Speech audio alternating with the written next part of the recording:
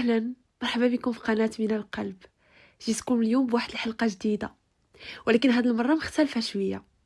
في هاد الحلقة ما غاديش نعطيكم غير نصائح، ما غاديش نهضر معكم غير على كيفاش تبدلوا حياتكم ولا كيفاش توصلوا لاحسن نسخة من راسكم.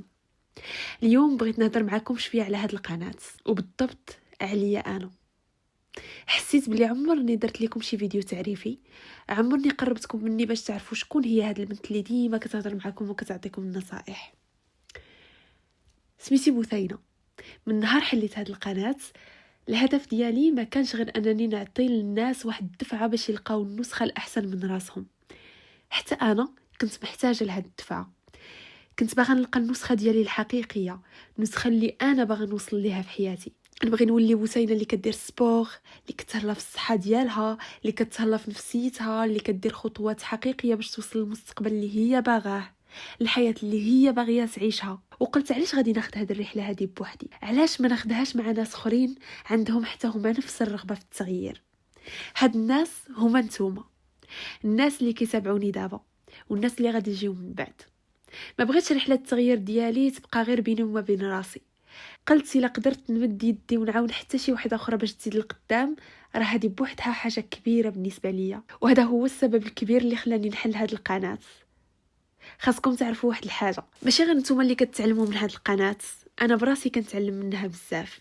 دوك النصائح اللي كنهضر معكم عليهم انا اول وحده كنحاول نطبقهم على راسي. ما تصوروش شحال كنفرح ملي كنبدا نشوف هاد التغييرات الصغار فيا. ما غاديش نجي نقول لكم انا وصلت، انا دابا وليت النسخه اللي كنت باغا نكونها. لا، مازال عندي الطريق طويله، ويمكن نقول حتى انني مازال غير في البدايه. ولكن كاين واحد التغيير كبير مقارنه مع النسخه ديالي القديمه، مع بثينه اللي قبل ما كانتش كدير سبور اصلا، ما كانش شي حاجه سميتها الرياضه في القاموس ديالها. اليوم سبور ولا شي حاجه اساسيه في حياتي. بثينه اللي قبل القرايه ديال الكتب كانت بالنسبه ليها شي حاجه اللي ممله بزاف، ما كنتش مولفه كنديرها. كنت مولفه نتفرج، نسكرولي، نشوف لي فيديو صافي، بحالي بحال كاع الناس. هادشي كان هو المصدر ديال المعلومات ديالي.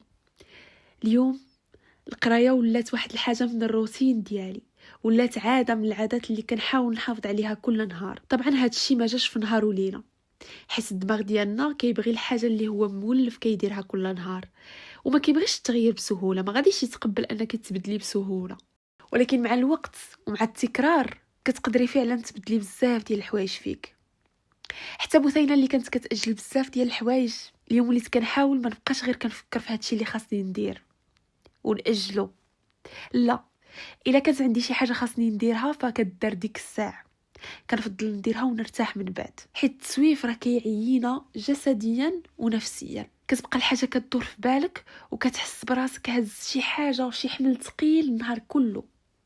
اليوم وليت كنفضل ندير داكشي اللي خاصني نديرو دابا ومن بعد نرتاح. هاد التغيير البنات ما جاش من فراغ، جا من بزاف ديال الخدمه على راسي، جا من انني وليت كنكتب بزاف. الكتابه ولات بالنسبه لي واحد الحاجه مهمه في حياتي، حيت بعض المرات كتكون عندنا بزاف ديال الافكار وبزاف ديال المشاعر وبزاف ديال الحوايج باغيين نديروهم، حوايج اللي مقلقيننا، حوايج اللي باغيين نتقدموا فيهم، ولكن هادشي كامل كيكون مخربق لينا في راسنا. فملي كنكتبوا هادشي كنخرجوا هاد الافكار هادو من الدماغ ديالنا وكنبداو كنشوفوها قدامنا بوضوح. بالنسبه لي هذه ولات حاجه من الحوايج اللي كيعاونوني بزاف. هاد الرحله ديال التغيير اللي انا فيها دابا بغيتكم نتوما تكونوا الرفقه ديالي فيها. هادشي هو اللي بغيت هاد القناه هذه تكون عليه. ما بغيتش نبان لكم بحال شي وحده وصلت للقمه وكتقول لكم من الفوق شنو خاصكم ديروا، بالعكس، حتى انا بحالكم كنتعلم، كنجرب، كنغلط، كنرجع نصحح، كنطيح مرات وكنعاود نوقف. ولكن الحاجه اللي تبدلات فيا هي انني ما بقيتش باغيه نبقى في بلاصتي، حيت ولي كانت غير بخطوه صغيره، والحمد لله كنشوف انني تبدلت بزاف مقارنه مع قبل. ولكن مازال عندي بزاف ديال الحوايج اللي باغا نبدل، وبزاف ديال الحوايج اللي باغا نتعلم. وحتى انا مازال كنعيش واحد الصراع ما بين بثينه القديمه بالعادات ديالها وبالافكار اللي ترسخوا فيها من الصغر، وما بين نسخه ديالي اللي بغيت نكونها. يمكن هذه هي الرحله الحقيقيه، ماشي هي تفيقي واحد النهار وتولي واحد الانسانه جديده، ولكن انك كل نهار كتختاري شويه بشويه شكون باغيه تكوني. هادشي علاش بغيت من دابا نبدل شويه الطريقه ديال هاد القناه. بغيت نقربكم مني اكثر، بغيت ما نبقاش غير نعطيكم نصائح وخلاص، بغيت نشارك معكم حتى انا شنو كنتعلم، شنو كنعيش، شنو كيتبدل فيا، شنو كنكتشف في هاد الطريق. بغيت ملي تسمعوني تحسوا باللي كاينه انسانه حقيقيه كتهضر معكم، ماشي شي وحده كامله، ماشي شي وحده اللي عندها الاجوبه على كل شيء، غير بثينه اللي حتى هي باغيه تكون حسن، واللي اختارت تشارك هاد الطريق معاكم.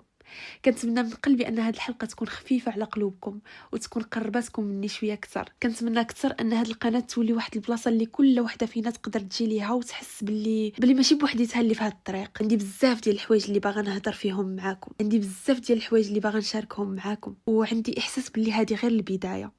ومادام اننا كنديروا الاسباب وكنحاولوا وكنرجعوا نوقفوا كل مره، اكيد غادي نشوفوا النتائج. يمكن ما تجيش هاد النتائج بالزربه، ولكن غادي تجي. وكنتمنى ديما نبقى خفيفه ظريفه على قلوبكم. نشوفكم في حلقه جديده من القلب.